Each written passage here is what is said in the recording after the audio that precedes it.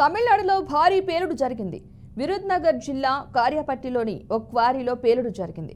ఇక ఈ పేలుడులో 4 కార్మికులు మరణించగా 12 మందికి గాయాలయ్యాయి. పేలుడు ధాటికి కార్మికుల మృతదేహాలు చాలా దూరం ఎగిరిపడ్డాయని క్వారీ వద్ద ఉన్న ప్రత్యక్ష సాక్షులు చెబుతున్నారు.